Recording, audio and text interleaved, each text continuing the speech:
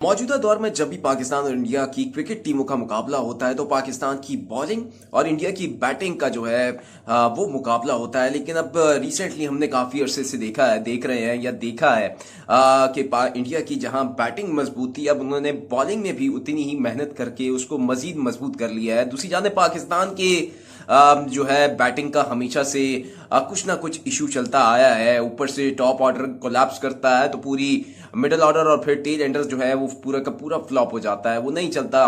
और रिसेंटली हमारी जो इंजरीज बहुत ज्यादा हुई है पाकिस्तान क्रिकेट टीम में, या यूं कह दीजिए कि पाकिस्तान क्रिकेट टीम की बॉलिंग अटैक को नजर सी लग गई है। शाहीन शाह अफरीदी उस फॉर्म में नजर नहीं आ रहे हैं, उनकी फिटनेस उस लिहाज की नहीं है। नसीम शाह इंजरी का शिकार है। बाकी दीगर बॉलर जो है हमारे बैकअप पर थे या डोमेस्टिक परफॉर्मर्स थे, वो भी इंजरी के मरहले से गुजर रहे हैं, रिहैब कर रहे हैं। एहसानुल्लाह हो गए, अरशद इकबाल हो गए, मोहम्मद हसनैन हो गए, नसीम शाह हो गए। ये सारे मेन फास्ट बॉलर जो पाकिस्तान क्रिकेट टीम में आने वाले थे या डेब्यू जिनका होने वाला था, ये सब के सब अब रिहैब के मरहले से गुजर रहे हैं। तो ये है पाकिस्तान की बॉलिंग की कहानी इस दौर में। लेकिन अगर बात कर लें, थोड़ा सा पीछे हम चले जाएं, 90s और 80s की क्रिकेट की बात कर लें, और इसके ऊपर एक नया स्टेटमेंट आया है। वो है इंडिया के मायनाज स्पिनर है रविचंद्र अश्विन, और बहुत अच्छी परफॉर्मेंसेस दे रहे हैं। उनसे जब सवाल हुआ कि आप जावेद मियांदाद को कैसे देखते हैं, पाकिस्तान क्रिकेट टीम के साबिक कप्तान भी रह चुके हैं, लेजेंडरी बैटर भी हैं, और तो अश्विन ने जो है जावेद मियांदाद को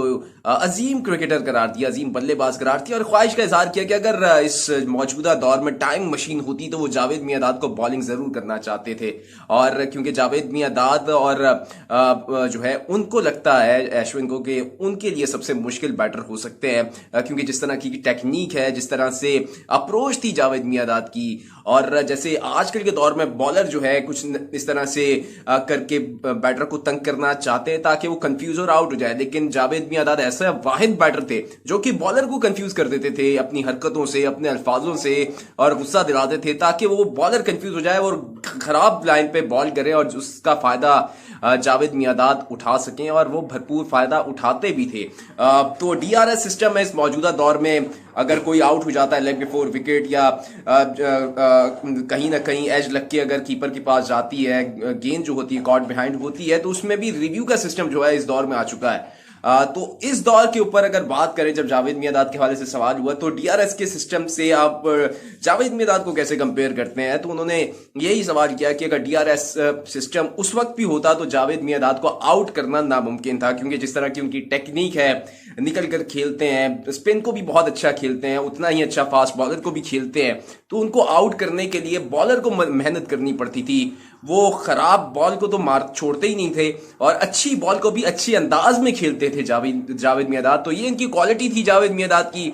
अश्विन ने क्योंकि बहुत सारे ऑप्शन उनके सामने रखे गए थे, इंडिया के भी क्रिकेटर्स थे, साबिक क्रिकेटर्स, और कुछ पाकिस्तान के क्रिकेटर्स भी थे, एक लिस्ट थी कि पूरी, लेकिन उस लिस्ट में अश्विन ने जो है जावेद मियांदाद को चुना और ख्वाहिश का इजहार किया कि वो उनसे मिल सकें और उनको बॉलिंग करा सकें। तो ये है पाकिस्तान के साबिक क्रिकेटर्स की जो हो अप्रोच, उनकी अजीम जो टेक्निक थी, या जिस तरीके से वो खेलते थे, तो उसकी मोतरफ जो है वो, यानी जो उसकी तारीफ करते हैं, वो आजकल के दौर में इंडिया के क्रिकेटर्स हो गए या दुनिया भर के क्रिकेटर्स जो हैं वो उनको मानते हैं, गुरु मानते हैं, और उनकी क्रिकेट को बड़ा पसंद करते हैं, उनकी टेक्निक को बड़ा पसंद करते हैं, और उनकी वीडियोस को देखकर सीखते हैं। और यही चीज पाकिस्तान क्रिकेटर्स को भी देखनी होगी, सोचनी होगी, और उन टेक्निक से सीखना होगा।